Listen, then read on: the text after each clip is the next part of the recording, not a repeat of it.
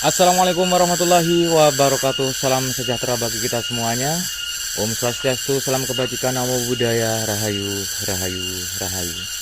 Saudara-saudara Bung Tampring, ya pemirsa semuanya, di depan kita merupakan pohon beringin yang super besar, saudaraku. Dan inilah menjadi cikal bakal ditemukannya sebuah situs besar yang ada di Desa Gadungan, Kecamatan Gandusari, Kabupaten Blitar, Provinsi Jawa Timur. Salah satu menjadi bukti yang nyata bahwa di sini masih tersimpan harta karun kerajaan yang masih utuh, yaitu sebuah peninggalan di mana di sisi lain dalam beberapa tutur warga di depan kita ini merupakan bangunan begitu ya, yang diberi nama Candi Wringin Branjang. Nama tersebut diambil karena di masa kolonial candi yang ada di depan kita ini teman-teman tertutup oleh akar yang meliliti begitu ya dari pohon beringin yang super besar, sehingga tidak tampak adanya sebuah bangunan di dalamnya. Namun oleh kolonial Belanda dibersihkan begitu dan tampaklah sebuah bangunan yang megah begitu, yang dari dulu sampai sekarang tidak ada perubahan sama sekali. Artinya bangunan yang ada di depan kita ini merupakan bangunan asli dari zaman kerajaan. Kalau mengacu dari beberapa temuan prasasti maupun temuan angka tahun yang ada di sini teman-teman, di sini pernah ditemukan batu yang bertuliskan tahun Saka, yaitu 1231 Saka atau 1309 Masehi, yang pada masa itu merupakan masa kejayaan Tribuana Tunggadewi sebelum menjadi ratu. Kita coba untuk mendekat teman-teman, dan untuk material utama yang digunakan adalah batu andesit ya, karena ini berdekatan dengan Gunung Kelut teman-teman.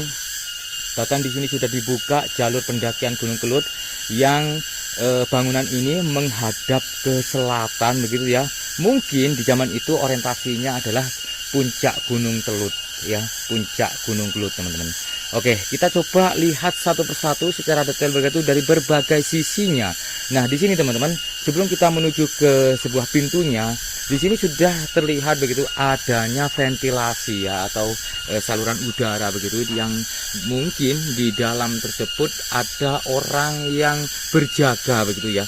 Karena di sisi lain dari beberapa sumber dari tutur warga katanya di samping di sini merupakan tempat penjagaan awal pintu masuk menuju ke sebuah bangunan yang lebih istimewa. Ternyata di sini juga tempat penyimpanan pusaka-pusaka Majapahit teman-teman. Nah, ada dua ventilasi, terus di berbagai macam, maksud saya di berbagai ujung dari atapnya kita dapatkan ukel begitu. Bahkan di depan dari pintu ini kita dapatkan ukel, dan pernah ditemukan Kala Matara begitu, dan sudah disimpan di Museum Trowulan Mojokerto, saudaraku. Nah, seperti ini ya. Nah, dari ruangan ini yang saat ini masih utuh begitu, ternyata ini mempunyai pintu teman-teman. Terlihat begitu di sisi bawah ada semacam slot pintu atau engsel pintu begitu ya, yang kemungkinan di zaman itu ada dua pintu begitu teman-teman. Nah, ini yang menjadi bukti bahwa di sini terdapat engsel ya. Nah, terdapat engsel. Nah, itu teman-teman, itu ada lubang begitu, satu terus dua ya, ada di atas juga ada begitu. Di situ teman-teman ada semacam lubang untuk engsel pintunya. Kita coba masuk ya. Bismillah, rahayu, rahayu, rahayu.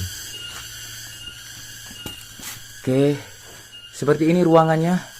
Kalau secara kira-kira saja ya, seperti yang saya lihat saat ini, untuk panjangnya ya, untuk panjangnya ini kisaran mungkin ada 3 meter, dan untuk lebarnya ini mungkin ada kisaran 3,5 meter, 4 meter teman-teman. Dan kondisi di atas seperti itu. Nah, seperti itu semakin mengerucut begitu teman-teman. Semakin mengerucut ala seperti bangunan candi yang utama ya. Nah, seperti itu teman-teman yang di atas ya. Oke. Nah, mengerucut ke atas begitu saudaraku. Dan itu ada penunggunya yaitu kelelawar begitu ya, masih kecil, sepertinya mulai terganggu dengan sinar ataupun cahaya senter kami.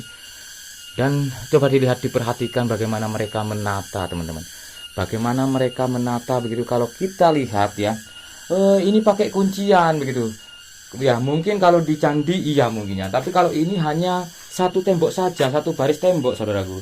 Artinya mereka melekatkan sesuatu begitu ya, ada mungkin racikan tertentu untuk melekatkan batu ini.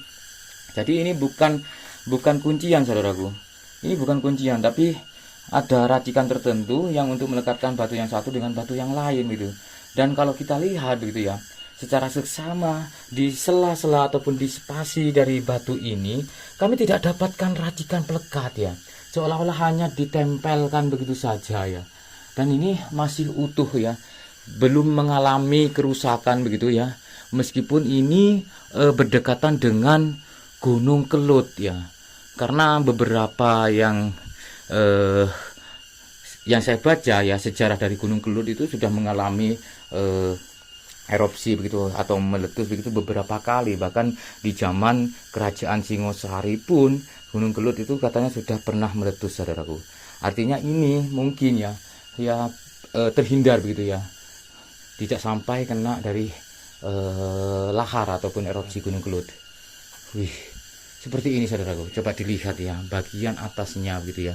Ruangan inilah yang menjadi tempat penyimpanan pusaka-pusaka Majapahit. Kalau kita bayangkan ya, dengan ruangan yang seluas ini, yang pastinya banyak pusaka-pusaka yang ditaruh di sini dan berbagai macam fungsi ya, dan berbagai macam jenis juga begitu ya. Ada mungkin keris, tombak, pangut, ataupun ya berbagai macam lah ya. Dan ini menjadi ruangan yang sakral saat ini. Di sini tampak begitu ada semacam seseorang yang membakar dupa, dan tempat prapen atau tempat pembakaran kemenyan juga di sini. Nah, seperti ini saudaraku. Ini luar biasa ya. Coba kita lihat di sisi luar ya. Nah, kalau tadi mungkin saya melihatnya untuk lubang engsel pintunya ini tidak begitu jelas. Nah, ini seperti ini ya. Ini sangat jelas sekali. Artinya ada dua pintu di sini ya. Ada dua pintu begitu. Nah, ini bagian atasnya ini.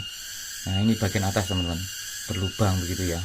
Nah, ini di bagian atas ada dua pintu begitu yang buka tutupnya di sini ya.